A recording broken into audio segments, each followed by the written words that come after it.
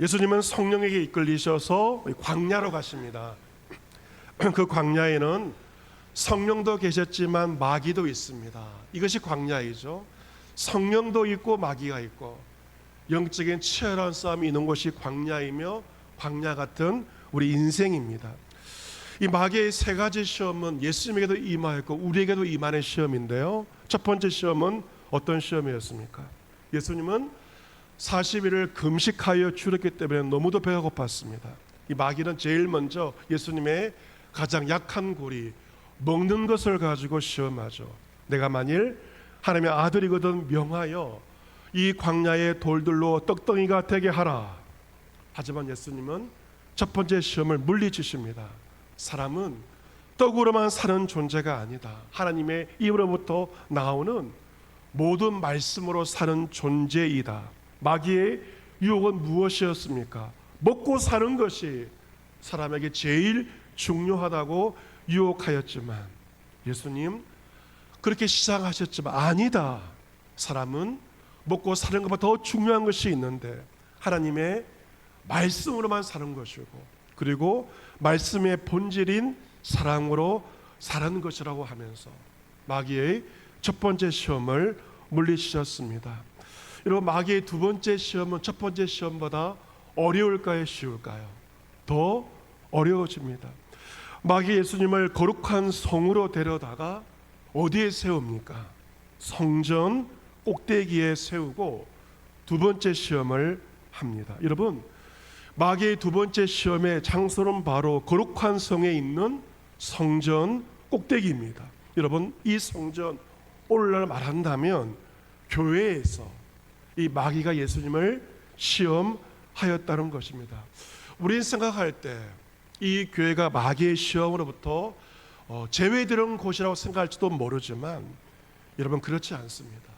마귀는 성전에서 예수님을 시험하였던 것처럼 교회에서 마귀가 성도들을 시험하고, 특별히 목회자도 시험하고 장로도 시험하고 권사도 시험하고 직분자들을 마귀가 지금도 시험하고 있는 것이 우리의 현실입니다. 많은 사람들이 마귀의 시험에 넘어가는 경우가 얼마나 많이 있습니까? 여러분, 예수님께서 제자들을 데리고 예루살렘 올라가시면서 말씀하시죠. 내가 예루살렘 성에서 많은 고난을 받게 될 것이다. 그리고 고난으로 끝나는 것이 아니고 죽임을 당하게 될 것이다. 그리고 제3일에 살아나야 할 것을 처음으로 제자들에게 공개하십니다. 그때 수제자 베드로가 예수님을 붙들면서 항변합니다. 붙들고 항변합니다. 주님, 그리 마옵소서. 고난받지 마세요. 죽임당하지 마세요. 이러한 일은 결코 주님께 미치지 아니하리이다. 예수님은 자신을 위하는 것처럼 보이는 베드로를 칭찬하지 아니하십니다. 사탄아, 내 뒤로 물러가라. 너는 지금 나를 넘어지게 하는 자로다. 내가 하나님의 일을 생각하지 않고 도리어 사람의 일을 생각하는도다. 여러분, 사탄은 무식하지 않습니다. 사탄은 사람의 생각을 통해 역사할 때 사람의 마치 위하는 것처럼 좋은 생각인 것처럼 하지만 그 좋은 사람의 생각이 하나님의 생각과 반대될 수 있는 것입니다. 우리가 보기에 좋은 사람의 생각이 결국 예수님을 넘어지게 하고 교회를 무너뜨리게 할 수 있다는 것입니다. 그래서 예수님은 사탄아, 내 뒤로 물러가라. 너는 나를 넘어지게 한다. 하나님의 일을 생각하지 않고 도리어 사람의 일을 생각하는도다. 분별해 내신 것입니다. 오늘 본문 6절에서 마귀가 예수님께 이르죠. 내가 만일 하나님의 아들이거든 이곳에서 높은 곳에서 뛰어내리라. 당시 성전의 가장 높은 곳이 55m 지점이었다고 합니다. 100m의 한 반 정도 되는 곳이죠. 여러분, 그 성전 높은 곳에 떨어지면 다치지 않나요? 그렇지 않습니다. 우리 교회 제일 높은 곳이 어디입니까? 십자가이죠. 십자가 두 개 있는데 이쪽에 있는 십자가 제일 높은 십자가이고, 때로 십자가 이제 보수 공사를 하기 위해서 이제 그 곳에 높은 곳까지 올라가는 적도 있습니다. 여러분, 교회 십자가에서 떨어지면 다치지 않나요? 그렇지 않습니다. 다치게 되고요, 심한 경우 떨어져 죽게 되는 것입니다. 여러분, 아무리 사탄이 여러분에게 높은 곳에서 떨어지라고 하면 그 말 들어야 됩니까? 안 들어야 됩니까? 들으면 안 됩니다. 그것은 바로 우리를 죽이고자 하는 사탄의 음성에 불과하는데요. 그래서 사탄이, 마귀가 어떻게 간교하게 유혹합니까? 성경 말씀을 들이대면서 예수님을 미혹합니다. 여러분, 마귀가 무엇을 인용한다고요? 성경을 인용합니다. 이단들도 성경을 인용합니다.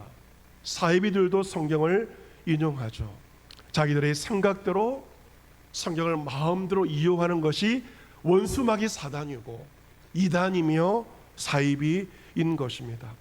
마귀가 말하죠. 기록되었을 때 너를 위하여 그의 사자들을 명하시리니 그의 손으로 너를 받들어 발이 돌에 부딪히지 않게 하리로다. 이 말씀은 마귀가 시편 91편 11절과 12절 말씀을 인용한 것입니다. 그런데 이것은 본 말씀을 비튼 말씀이고 왜곡된 말씀입니다. 그 말씀 읽어드리면 시편 91편 11절 12 이러합니다.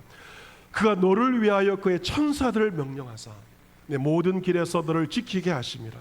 그들이 그들의 손으로 너를 붙들어 발이 돌에 부딪히지 아니하게 하리로다. 시편 91편의 원래 말씀은 높은 곳에서 떨어지면 받아주신다, 그런 말씀이 아니에요. 하나님께서 광야의 모든 길을 지켜주시고 그의 손으로 붙들어 주시기에 발이 돌에 부딪히지 않는다는 그러한 말씀입니다.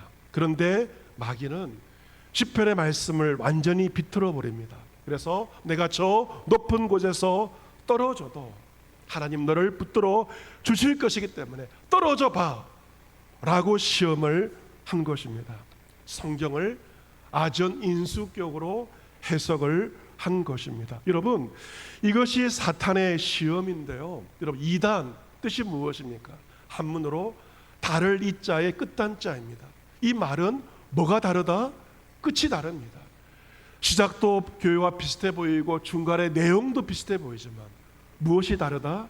끝이 다른 것이 결국 교주를 숭배하도록 하는 것이 이단이며 사입이 비슷하지만 아닌 것, 이것이 바로 사입인 것처럼 사단의 공격도 얼마나 간교한지 모릅니다.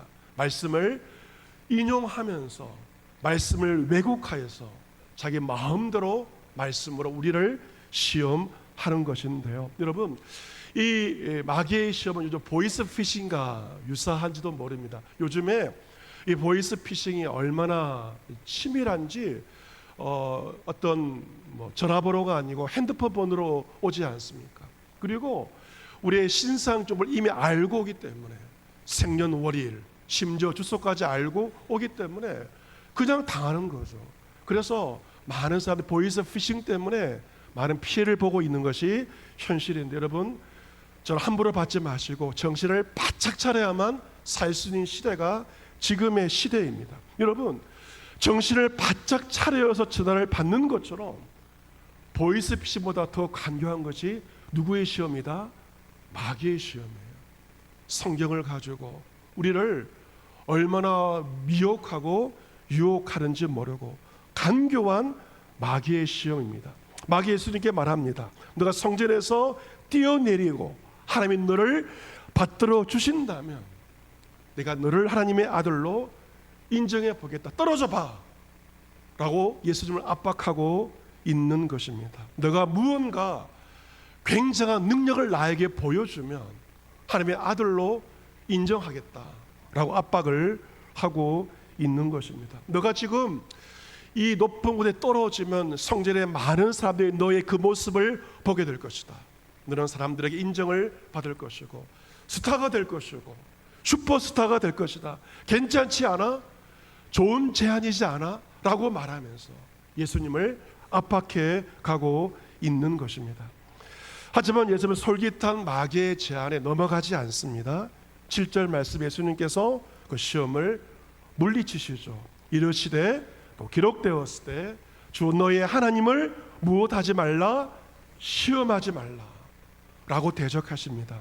이것은 신명기 6장에 기록되어 있는 말씀을 가지고 마귀를 대적하는 것인데요, 그 말씀은 이러합니다. 너희가 마사에서 시험한 것 같이 너희 하나님 여호와를 시험하지 말고 너희 하나님 여호와께서 너희에게 명하신 명령과 증거와 규례를 삼가 지키며 여호와께서 보시기에 정직하고 선량한 일을 행하라. 이 말씀을 가지고 주 너의 하나님을 시험하지 말라라고 대적하신 것입니다. 예수님께서 인용하신 신명기 말씀은 한마디로 하나님을 시험하지 말고 하나님께 순종하라 하는 것입니다. 같이 해보겠습니다. 하나님을 시험하지 말고 하나님께 순종하라. 아멘. 마귀는 하나님 어떻게 합니까? 시험합니다. 하지만 우리 하나님께 어떻게 됩니까? 순종해야 함을 예수님께서 말씀하신 것입니다. 예수님은 사탄의 간교한 시험에 대해서 거부하였고 하나님께 순종하였는데, 이 말씀 너희 하나님을 시험하지 말라, 이 말씀을 알기 위해서는 이 마사의 시험이 무엇인지를 알아야만 그 본뜻을 정확히 알 수가 있습니다. 애굽을 떠난 이스라엘 백성들은 이제 가나안 땅에 가기까지 광야 생활을 하죠. 신광야에서 떠나서 르비딤이라는 곳에 장막과 텐트를 치게 됩니다. 그런데 이 물을 먹어야 되는데 백성이 마실 물이 없습니다. 그때 백성은 모세와 다투어 말합니다. 우리에게 물을 주어 마시게 하라 라고 모세에게 이야기를 합니다. 그때 모세가 그들에게 말합니다. 어째서 나와 다투느냐? 내가 어찌하여 여호와를 시험하느냐? 나와 다투는 것은 곧 여호와를 시험하는 것이라고 모세가 이야기를 합니다. 하지만 백성들은 목이 말라 물을 찾으며 모세에게 대해 원망하죠. 당신이 어찌하여 우리를 애굽 땅에서 인도해 내어서 이 광야에서 목이 말라 죽게 하느냐? 백성들의 원망을 들은 모세가 여호와께 부르짖습니다. 내가 이 백성에게 어떻게 하리까? 그들이 조금 있으면 나에게 돌을 던지겠습니다. 하나님께 하소연합니다. 하나님께서 모세의 기도를 들으시고 응답하시죠. 내가 백성 앞을 지나 이스라엘 장로들을 데리고 나일강을 치던 내 지팡이를 손에 잡고 가라. 호렙산에 있는 그 반석이 거기서 내 앞에 서리니 너는 그 반석을 치라. 그것에서 물이 나오리니 백성이 마시리라. 그리고 모세가 이스라엘 장로들의 목전에서 그대로 행하자 반석을 치자 물이 나오게 되었고 백성들은 물을 먹게 됩니다. 모세는 그곳 이름을 바로 마사라고 불렀고 무리바라고 불렀습니다. 그런 이런 이스라엘 자손이 다투었던 장소가 마사이며 그들이 여호와를 시험하여 말합니다. 여호와께서 우리 중에 계신가 안 계신가? 이스라엘 백성들은 마사에서 여호와를 시험하였던 것입니다. 여호와를 시험한다는 것이 무엇인가? 하나님이 우리 중에 계신가 아니 계신가 의심하는 것이 바로 여호와를 시험하는 것입니다.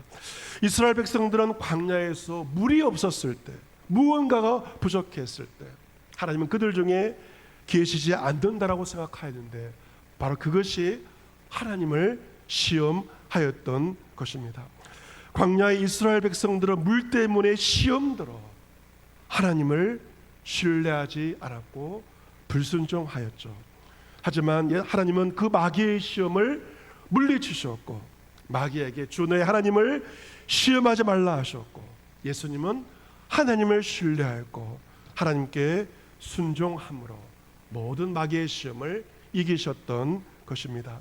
이 마사의 사건은 너무도 중요하기 때문에요. 히브리서 3장 시작 성경에도 언급되어 있습니다. 그 광야 이스라엘 백성들의 마음이 항상 미혹되었다는 것입니다. 결국 마음이 미혹된 그들은 하나님께서 약속하신 가나안 땅, 약속의 땅에 들어가지 못하였음에 대해서 말하고 있습니다. 이것을 교훈으로 삼아서 하나님께 떨어지지 않을까 매일매일 조심하라 라고 말합니다. 죄의 유혹 때문에 내 마음이 완고하게 되지 않도록 매일매일 조심하라. 히브리서 기자가 말하고 있고 히브리서 3장 14절에 우리가 시작할 때 확실한 것을 끝까지 견고히 잡고 있으면 그리스도와 함께 참여한 자가 되리라 말하고 있습니다. 시작할 때 확실한 것, 쉽게 말하면 초심, 주님의 음성, 주의 말씀을 끝까지 견고히 잡아야만 그리스도와 함께 참여한 자가 되고 영원한 천국에 들어가게 된다는 것입니다. 그렇다면 예수님에게서 시작한 때 확실한 것은 무엇인가? 그것은 바로 하나님의 음성과 말씀이었습니다. 예수님이 광야의 시험 전에 세례 받으셨죠. 물에서 올라오실 때 어떤 일이 벌어집니까? 하늘이 열립니다. 하나님의 성령이 비둘기같이 내려 예수님 위에 임하심을 예수님께서 보게 됩니다. 하늘의 음성이 들립니다. 이는 내 사랑하는 아들이요 내 기뻐하는 자다. 성부 하나님께서 성자 예수님에게 이 말씀을 하신 것입니다. 내가 너를 사랑한다. 내가 너를 기뻐한다. 이것이 바로 시작할 때 확실한 것입니다. 하나님과 예수님과의 관계는 사랑의 관계입니다. 기쁨의 관계입니다. 예수님은 세례 받았을 때 그 음성을 늘 기억하며 공생의 모든 사역을 감당하셨고 그 하나님의 음성은 예수님 십자가를 지시기 전 변화산성에서 다시 한번 들려졌고 예수님은 십자가 골고다 언덕으로 올라가신 것입니다. 여러분, 육신의 부모도 자녀들에게 그 어떤 것도 기대하지 않습니다. 요구하지 않습니다. 그냥 사랑하죠. 그냥 기뻐합니다. 자녀가 공부를 잘한다고 해서 좋은 대학에 진학하고 좋은 직장에 들어가서 돈을 많이 벌고 부모에게 용돈을 많이 준다고 해서 내 자녀를 사랑함이 아닙니다.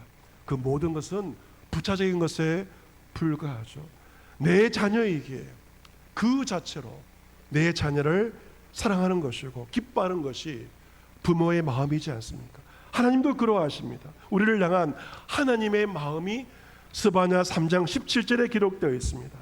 너희 하나님 여호와가 너희 가운데 계시니 그런 구원을 베푸실 전능자이시라. 그가 너로 말미암아 기쁨을 이기지 못하시며 너를 잠잠히 사랑하시며 너로 말미암아 즐거이 부르며 기뻐하시리라. 이것이 우리를 향한 하나님의 마음이며 사랑입니다. 하나님께서 여러분 가운데 계십니다. 내 안에 하나님께서 계십니다. 저와 여러분을 바라보시는 하나님의 마음은 기쁨을 이기지 못하시며 우리를 잠잠히 사랑하고 있습니다.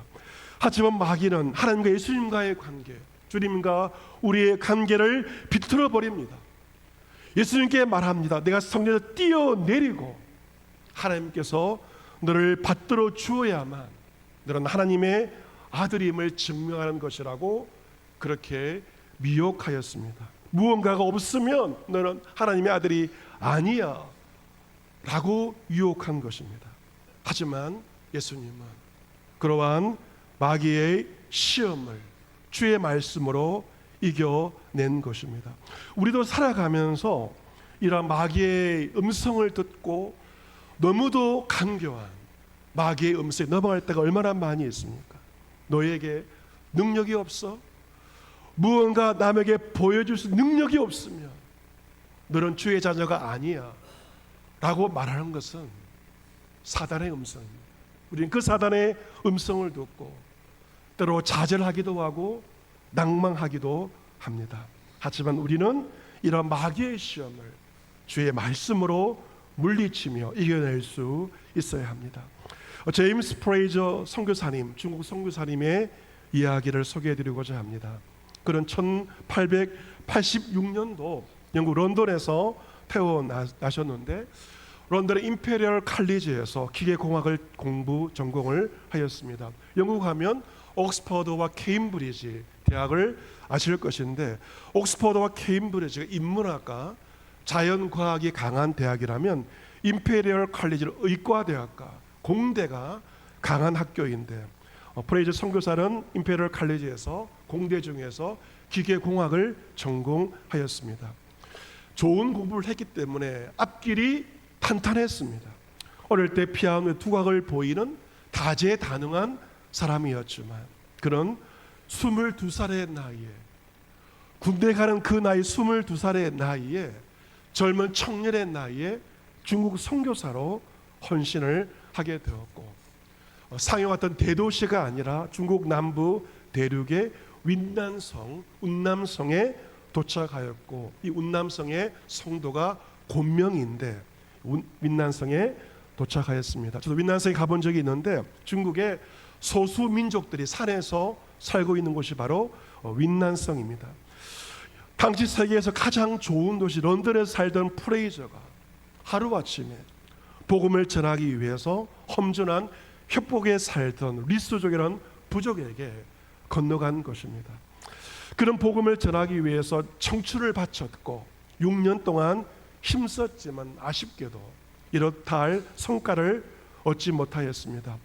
리스족 사람들은 그 프레이즈 선교사가 복음을 전할 때 중국말로 전하였습니다. 처음에는 외국이니까 흥미를 보였지만, 하지만 기존에 믿던 주술과 미신과 주변의 시선 때문에 결국 복음을 거부하였고 복음의 열매를 거두지 못하였습니다.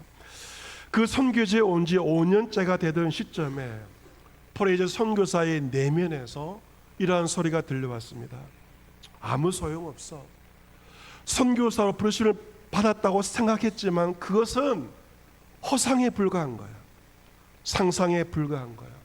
지금이라도 고국으로 돌아가서 내가 선교사가 된 것은 실수였다고 인정하는 게 나을 거야 하는 소리가 들려왔습니다. 여러분, 이 소리가 성령의 소리입니까? 마귀의 소리입니까? 마귀의 소리가 프레이저 선교사를 괴롭혔습니다. 리스족은 물살이 거센 계곡 인근에 거주했기 때문에 이 계곡을 건너갈 때 외주를 이동수단 삼아 협곡을 건너갔습니다. 프레이저 선교사가 낙담함과 우울함이 절정에 달했을 때 그냥 이 협곡에 거세게 불어대는 이 강물에 내가 빠져들까, 그런 생각을 한 번도 아니고 여러 번, 선교사였지만 그냥 떼어내버릴까, 그냥 포기해버릴까, 그러한 생각을 하게 된 것입니다. 선교 사역을 지속할 것인가 포기할 것인가 오리무중 갈림길에서 그 믿음의 선택을 하게 되며 매일 일기를 쓰면서 자신의 마음과 영혼을 추스려서, 우리가 감사 일기를 쓰면서 마음을 추스리는 것처럼 프레이즈가 매일 일기를 쓰면서 자신의 마음을 추스립니다. 1916년 1월 4일 일기 이러합니다. 결과가 없는 걸 슬퍼하지 않으려고 한다. 대신 하나님의 신실함 안에 나는 쉴 것이다. 같은 해 1월 16일 일기입니다. 아침 예배에 한 사람도 오지 않았다.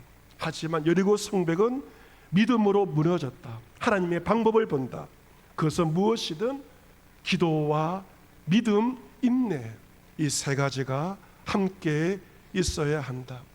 그가 수년간 기도하며 붙든 것은 눈앞에 보이는 결과가 아닌 기도와 인내를 통해 하나님께서 반드시 일한다는 믿음을 붙들었습니다. 하나님은 보이는 결과가 아닌 믿음을 평가하십니다. 그런 꾸준한 기도로 영적 침체기를 벗어나서 사역하게 되었고 결국 52세의 악성 내 말라리아로 별세하게 됩니다. 그의 죽음 이후에 리스족 교회가 계속 부흥하여 20만 명에 달할 정도로 부흥을 경험하게 됩니다. 리스족 기독교인이 그를 위해 세운 비문이 있는데 비문의 내용은 이러합니다. 프레이저는 고난으로 많은 눈물을 먼저 뿌려야 했다. 하지만 커다란 추수를 거둔 삶이었다. 사랑하는 성도 여러분, 오늘 본문 광야에서 공생의 사역을 시작하기도 전에 예수님을 시험하였던 마귀는 예수님의 공생의 사역 기간 내내 예수님을 미혹하였고 마지막으로 십자가상에서 다시 예수님을 시험합니다. 십자가를 지나가던 자들이 자기 머리를 흔들며 십자가 예수님을 모욕하였죠. 내가 만일 하나님의 아들이어도 똑같은 표현이지 않습니까? 내가 만약 하나님의 아들이어든 자기를 구원하고 너가 살고 십자가에서 내려오라. 사람들이 하는 말이었지만 마귀가 하는 말입니다. 그가 남은 구원하였을 때 자기는 구원할 수 없도다. 지금 십자가에서 내려올지어다. 그리하면 우리가 믿겠노라. 그리고 십자가에 못 박힌 강도들도 예수님을 욕하였던 것이죠. 극심한 육신의 고통과 정신적 고통 가운데 정신이 혼미하였을 때 마귀가 마지막으로 무엇을 유혹합니까? 십자가에서 내려오라. 십자가는 주님의 사명이었죠. 인류 구원의 사명이었지만 사명 감당하지 말고 너만 살아. 너 얼마나 힘드니? 너 얼마나 고통스럽니? 왜 바보처럼 십자가에 매달려 있는 거야? 그만하고 내려와서 너부터 살아. 이것이 마귀의 유혹이었습니다. 하지만 예수님은 사탄의 간교한 유혹을 들었지만 십자가에서 내려오지 않으셨고 끝까지 십자가에 계셨고 하나님께서 맡겨주신 인류 구원의 사명을 감당하신 것입니다. 예수님은 마귀의 유혹과 사람들의 소리에 결코 좌우되지 않으셨고 끝까지 하나님을 신뢰하였고 주의 뜻에 순종함으로 하나님이 자신에게 부여하신 그 사명과 직분을 감당하신 것입니다. 여러분은 간교한 마귀의 유혹에 넘어가 빠져 있지는 않습니까? 말씀을 통하여 모든 사탄의 간교한 시험을 분별하며 이겨내셔야 합니다. 교회를 섬기고 교회에 봉사하다가 여러분 미혹해하는 마귀의 시험에 빠져서는 안 됩니다. 주님이 십자가에서 끝까지 자리를 지켰던 것처럼 주님 주신 사명과 직분은 어떠한 상황 가운데도 끝까지 감당하는 것, 그것이 바로 예수 그리스도를 닮아가는 것입니다.